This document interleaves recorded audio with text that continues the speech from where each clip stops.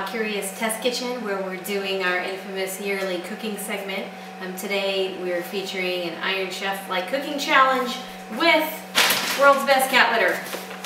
So this is something that you could do if someone you don't like dropped by, you feel like you have to give them something to eat, but you don't really want to share your good food with them. You can use some of this to use some of the recipes I'm making for you. Actually, I'm just kidding about that. You don't actually want to give anybody World's Best Cat Litter, even though technically you can eat it, and I will be eating it to prove a point, but I also don't want anybody calling me from the ER saying you overdid it and gave yourself an impaction with cat litter. So I just opened it to show you guys that this is a new bag. I'm not making this up. World's Best Cat Litter is made from corn, and so it's edible. Even though I don't necessarily know if you'd want to, you can. This is the multiple cat clumping formula, but I actually sampled the regular formula yesterday, and that was fine too. So it just kind of smells like corn. There's nothing really too exciting about it, but the first thing I'm going to do is show you what you can do while your guests are in the back. Don't tell them what you're doing. Open up your litter. Gonna put some seasoning in it because the litter's kind of bland on its own. I'm using salt and pepper, a little bit of garlic salt, and water. So there you go. It's a nice little ball of corn. You know, it kind of reminds me of polenta, so I thought that I could do a little polenta recipe. I'm low tech. So I'm just going to put this in the microwave for a second. I have to say, if you're actually planning on recreating this at home to horrify family and friends, you probably want to use the other formula. It's a little bit lighter, so it doesn't look quite as disturbing. But here we go, a little cake of polenta. Okay, so I'm going to put that aside for now. And then the second thing I'm going to do is we're going to make a little chicken breast. So we'll take our litter. Gonna put some in my Blendtec blender because if you know anything about Blendtecs, it will blend. It'll blend anything.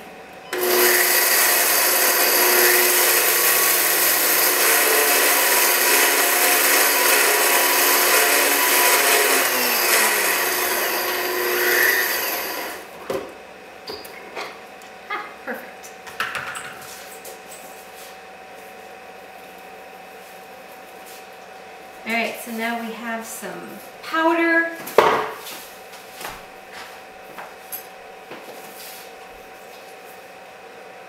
I have a couple chicken breasts. So we're just going to bread them with our cornmeal / litter powder. Okay, and then I have some oil that I have heating on the stove. So we're just going to fry it just like we would if this were actually edible.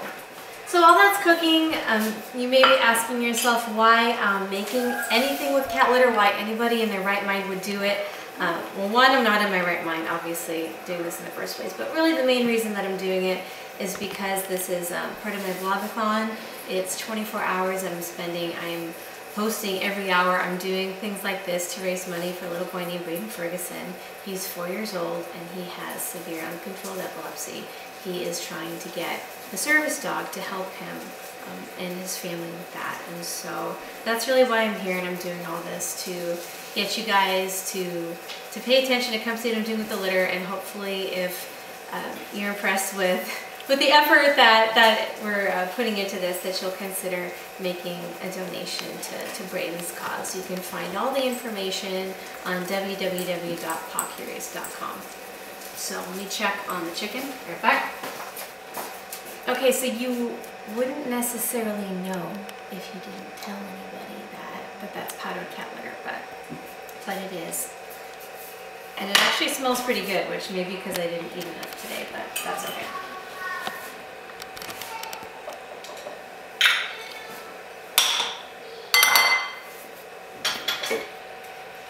Alright, so if we want to make this a nice designer meal, let's put our polenta and our chicken and a little bit of tomato sauce. Add a little more. And cheese, if you watched the vlogathon last year when I ate dog food, you'll know my mantra that cheese makes it all better.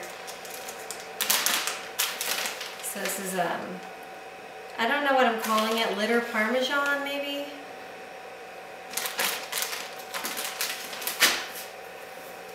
And then I'm going to put that in the oven while I was baking all that. So it actually looks pretty good, and it smells pretty good too. So hopefully this won't be too horrible for me or for anybody at home who's watching and is probably ready to throw up by now. Seriously, it's not that bad. All right. So your unexpected guests are in the other room. You're ready to impress them with your culinary aptitude. And nobody will know but you and me what horrors you're actually visiting upon them. All right, now here's the thing you guys have all been waiting for. I guarantee on my honor that this is a polenta cake that I made with litter. Cheers.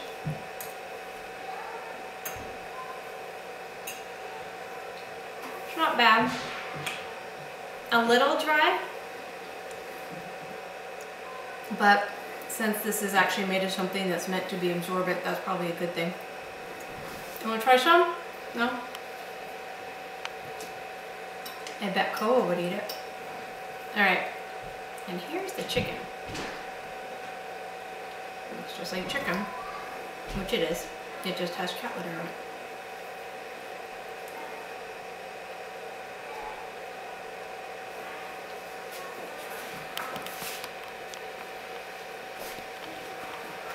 Honestly, I swear that's not bad.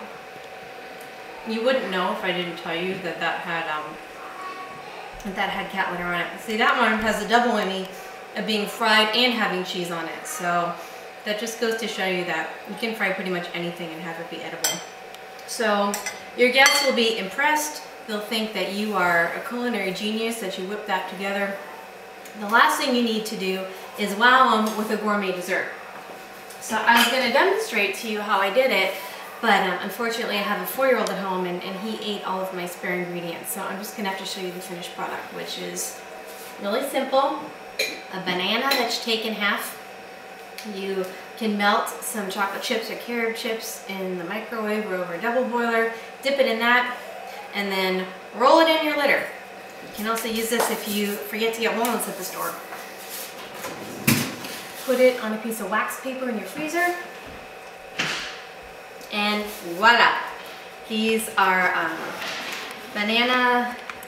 frozen banana litter pops. I guess you can call them the world's best banana pops. I don't really care what you call it because you're hopefully not going to be making them. But this may be the first and last time that anybody's eaten a chocolate and litter covered banana, but that's okay. So I haven't tried these yet, but I think it's gonna be good.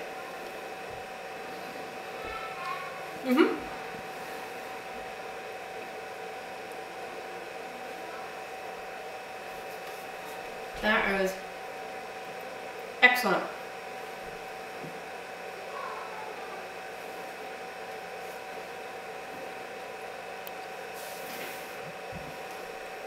So hopefully I won't be posting an addendum on this, and if you are saying that I went to the ER because I ate too much litter, I really didn't.